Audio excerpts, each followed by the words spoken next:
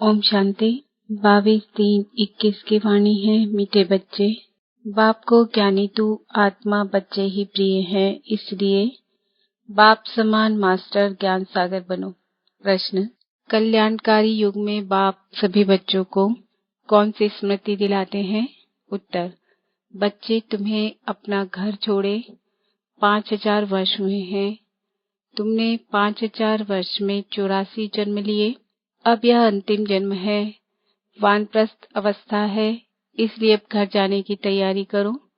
फिर सुखधाम में आएंगे। बहलग्रस्त व्यवहार में रहो, लेकिन इस अंतिम जन्म में पवित्र बन बाप को याद करो। गेट महफिल में जल उठी क्षमा परवाने के लिए। ओम शांति। बच्चों ने यह समझा है कि भगवान एक है, गॉड इज वन। सभी आत्माओं का पिता एक है, उनको परम पिता परमात्मा कहा जाता है। सृष्टि का रचयिता एक है, अनेक हो ही नहीं सकते। इस सिद्धांत अनुसार मनुष्य अपने को भगवान कहला नहीं सकते। अभी तुम ईश्वरीय सर्विस के निमित्त बने हो। ईश्वर नई दुनिया स्थापन कर रहे हैं, जिसको सतयुग कहा जाता है। उसके लिए तुम लायक बन रहे हो। सतयुग में कोई पतित नहीं रहते, अभी तुम पावन बन रहे हो। कहते हैं पतित पावन मैं हूँ, और तुम बच्चों को श्रेष्ठ मत देता हूँ कि मुझ अपने निराकार बाप को याद करने से तुम पतित तमो प्रधान से पावन सतो प्रधान बन जाएंगे। याद रूपी योग अग्नि से तुम्हारे पाप नाश हो जाएंगे। साधु आदि तो कह देते हैं ईश्वर सर्वव्यापी है। एक तरफ कहते भगवान एक है, फिर यहाँ तो बहुत अपने को भगवान कहलाते हैं। श्री श्री 108 जगत गुरु कहलाते हैं। अब जगत का गुरु तो एक ही बाप है। सारे जगत को पावन बनाने वाला एक परमात्मा सारी दुनिया को लिबरेट करता है दुख से। वही दुख हरता सुख करता है। मनुष्यों को यह नहीं कहा जा सकता है, यह भी तुम बच्चे समझते हो। यह है ही पतित दुनिया, सब पतित है। पावन दुनिया में है यथा महाराजा महारानी तथा प्रजा। सतयुग में पूज्य महाराजा महारानी होते हैं, फिर भक्ति मार्ग में पुजारी बन जाते हैं। सतयुग में जो महाराजा महारानी है, उनकी जब 2 कलाएं कम होती है तो राजा रानी कहा जाता है। यह सब बातें डिटेल की है, नहीं तो 1 सेकंड में जीवन मुक्ति। बाप समझाते हैं बहलग्रस्त व्यवहार में रहो, परंतु यह अंतिम जन्म पवित्र रहो। अब वानप्रस्थ अवस्था है। वानप्रस्थ व शांति धाम एक ही बात है। यहाँ आत्माएं ब्रह्म तत्व में रहती है, जिसको ब्रह्मांड कहते हैं। वास्तव में आत्माएं कोई अंडे मिसल नहीं है। आत्मा तो स्टार है। बाबा ने समझाया है जो भी आत्माएं हैं इस ड्रामा में एक्टर्स हैं। जैसे एक्टर्स नाटक में ड्रेस बदलते हैं, भिन्न भिन्न पार्ट बजाते हैं, यह भी बेहद का नाटक है। आत्माएं सृष्टि पर 5 तत्वों के बने हुए शरीर में प्रवेश कर पार्ट बजाती है। शुरू से लेकर परमात्मा और ब्रह्मा विष्णु शंकर सब एक्टर्स हैं। नाटक में भिन्न भिन्न प्रकार की ड्रेस मिलती है पार्ट बजाने। घर में आत्माएं सब शरीर के बिगड़ रहती है। फिर जब 5 तत्वों का शरीर तैयार होता है तब उनमें प्रवेश करती है। 84 शरीर मिलते हैं तो नाम भी इतने बदलते हैं। आत्मा का नाम एक है।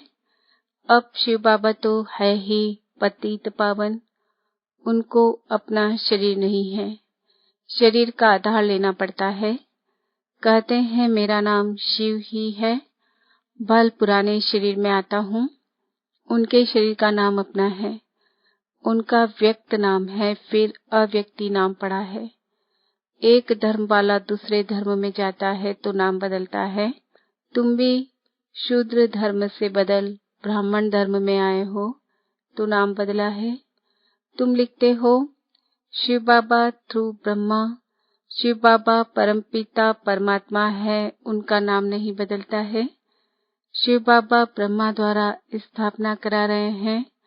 आदि सनातन देवी देवता धर्म की, जो प्रायः लोप हो गया है। जो पावन पूज्य थे वे ही पतित पुजारी बनते हैं। 84 जन्म पूरे किए हैं। अब फिर से देवी देवता धर्म स्थापन होता है, गाया हुआ है।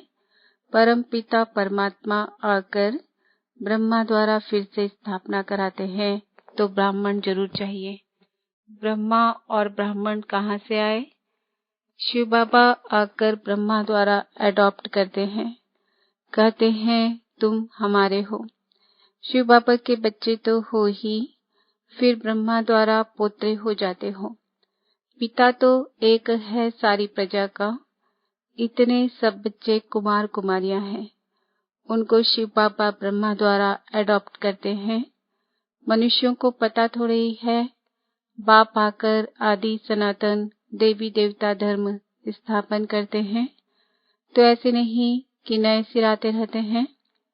जैसे दिखाते हैं प्रलय हुई, फिर पत्ते पर सागर में आया, अब यह तो सब कहानियां बनाई हुई है। यह वर्ल्ड की हिस्ट्री ज्योग्राफी रिपीट होती रहती है।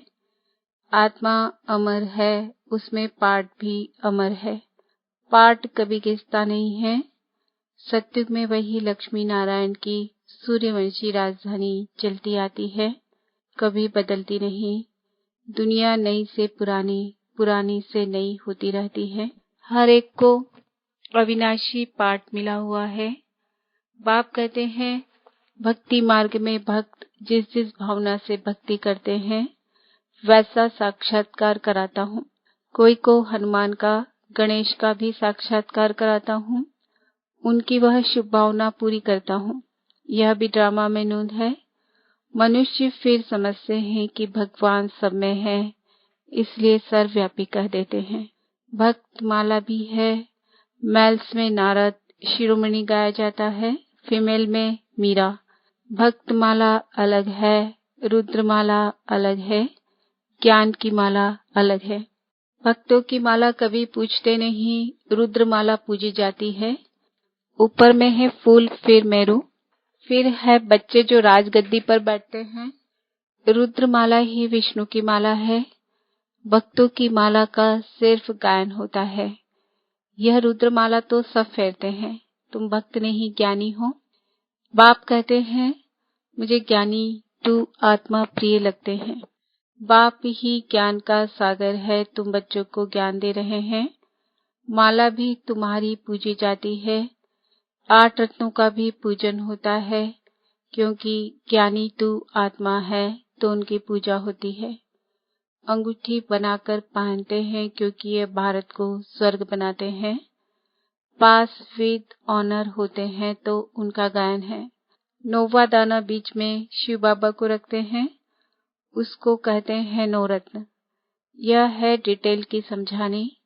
बाप तो सिर्फ कहते हैं बाप और वर्षे को याद करो तो तुम्हारे विकर्म विनाश होंगे, फिर तुम चले जाएंगे। पतित आत्माएं पावन दुनिया में जा ना सके, यहाँ सब पतित हैं। देवता के शरीर तो पवित्र निर्विकारी हैं, वह है पूज्य, यथा राजा रानी तथा प्रजा पूज्य है। यहाँ सब है पुजारी, वहाँ दुख की बात नहीं। उनको कहा जाता है स्वर्ग सुखधाम। वहाँ सुख संपत्ति शांति सब थी, अब तो कुछ नहीं है, इसलिए इसको नरक, उनको स्वर्ग कहा जाता है। हम आत्माएं शांति धाम में रहने वाली है, वहाँ से आती है पाठ बजाने। 84 जन्म पूरे भोगने पड़ते हैं। अभी दुखधाम है, फिर हम जाते हैं शांति धाम, फिर सुखधाम में आएंगे। बाबा सुखधाम का मालिक बनाने, मनुष्य से देवता बनाने पुरुषार्थ करवा रहे हैं। तुम्हारा है यह संगम युग।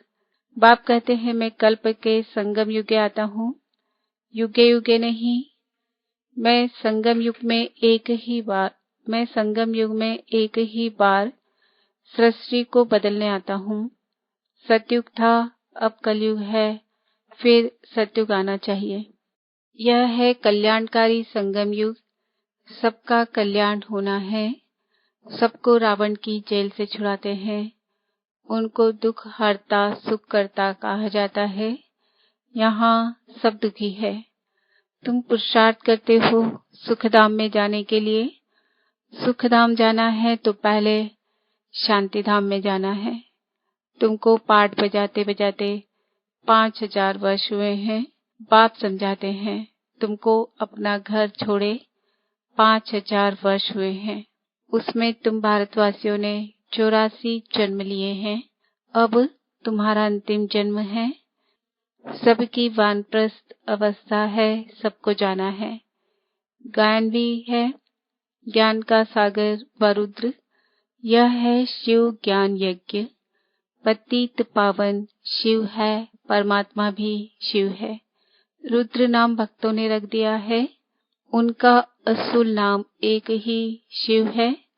शिव पापा प्रजापिता ब्रह्मा द्वारा स्थापना करवाते हैं। ब्रह्मा एक ही है। यह पतित फिर वही ब्रह्मा पावन बनता है तो फरिश्ता बन जाता है। जो सूक्ष्म वतन में दिखाते हैं वह दूसरा ब्रह्मा नहीं है। ब्रह्मा एक है। यह व्यक्त वह अव्यक्त। यह संपूर्ण पावन हो जाएंगे तो सूक्ष्म वतन में देखेंगे वहां हड्डी आदि होती नहीं। जैसे बाबा ने समझाया था, जिस आत्मा को शरीर नहीं मिलता है तो भटकती रहती है, उनको भूत कहते हैं। जब तक शरीर मिले तब तक भटकती है। कोई अच्छी होती है, कोई बुरी होती है, तो बाप हर एक बात की समझानी देते हैं। वह ज्ञान का सागर है तो जरूर समझाएंगे ना। 1 सेकंड में जीवन मुक्ति है। अल्फ और बे को याद करो तो सेकंड में जीवन मुक्ति का वर्षा मिलेगा। कितना सहज है। नाम ही है सहज राजयोग। वह समझते हैं भारत का योग यह था, परंतु वह सन्यासियों का हठ योग है। यह तो बिल्कुल ही सहज है। योग माना याद, उनका है हठ योग, यह है सहज। बाप कहते हैं मुझे इस प्रकार याद करो। कोई लॉकेट आदि लगाने की दरकार नहीं है। तुम तो बच्चे हो बाप के। बाप को सिर्फ याद करो। तुम यहाँ पाठ बजाने आए हो। अब सबको वापस घर जाना है, फिर वही पाठ बजाना है। भारतवासी ही सूर्यवंशी, चंद्रवंशी, वैश्यवंशी, शूद्रवंशी बनते हैं।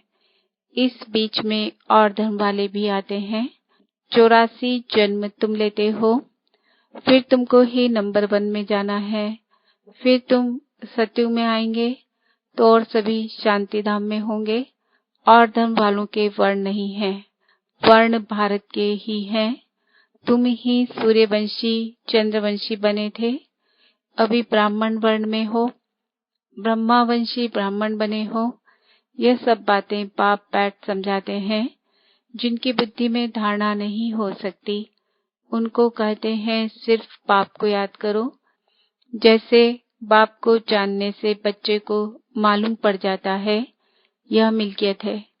बच्ची को तो वर्षा नहीं मिलता है। यहाँ तुम सब शिव बाबा के बच्चे हो, सबका हक है। मेल अथवा फीमेल सबका हक है, सबको सिखाना है। शिव बाबा को याद करो। जितना याद करेंगे उतना विकर्म विनाश होंगे, पतित से पावन बनेंगे। आत्मा में जो खाद पड़ी है वह निकले कैसे? बाप कहते हैं योग से ही तुम्हारी खाद खत्म हो जाएगी। यह पतित शरीर तो यहाँ ही छोड़ना है। आत्मा पवित्र बन जाएगी। सब मच्छरों सदस्य जाएंगे। बुद्धि भी कहती है सतयुग में बहुत थोड़े रहते हैं। इस विनाश में कितने मनुष्य मरेंगे, बाकी थोड़े जाकर रहेंगे। राजाएं तो थोड़े रहेंगे, बाकी 9 लाख प्रजा सतयुग में रहती है। इस पर गाते भी है ना, 9 लाख तारे यानी प्रजा। झाड़ पहले छोटा होता है फिर वृद्धि को पाता है। अभी तो कितनी आत्माएं हैं। बाप आते हैं, सबका गाइड बन ले जाते हैं। अच्छा, मीठे मीठे सिक्के दे बच्चों प्रति मात पिता बाप दादा का याद प्यार और गुड मॉर्निंग। रूहानी बाप की रूहानी बच्चों को नमस्ते। हम रूहानी बच्चों की रूहानी बाप दादा को याद प्यार गुड मॉर्निंग, नमस्ते, ओम शांति। धारणा के लिए मुख्य सार। योग अग्नि से विकर्मों की खाद को भस्म कर पावन बनना है। अब वानप्रस्थ अवस्था है, इसलिए वापस घर जाने के लिए संपूर्ण सतो प्रधान बनना है। इस कल्याणकारी युग में बाप समान दुख हरता सुख करता बनना है। वरदान। साधारणता को समाप्त कर महानता का अनुभव करने वाले श्रेष्ठ पुरुषार्थी भव। जो श्रेष्ठ पुरुषार्थी बच्चे हैं उनका हर संकल्प महान होगा, क्योंकि उनके हर संकल्प श्वास में स्वतः बाप की याद होगी। जैसे भक्ति में कहते हैं, अनहद शब्द सुनाई दे, अजपा जाप चलता रहे, ऐसा पुरुषार्थ निरंतर हो, इसको कहा जाता है श्रेष्ठ पुरुषार्थ। याद करना नहीं, स्वतः याद आता रहे, तब साधारणता खत्म होती जाएगी और महानता आती जाएगी। यही है आगे बढ़ने की निशानी। स्लोगन। मनन शक्ति द्वारा सागर के तले में जाने वाले ही रत्नों के अधिकारी बनते हैं। ओम शांति। आज का सम्मान है, मैं आत्मा श्रेष्ठ पुरुषार्थी हूँ। ओम शांति।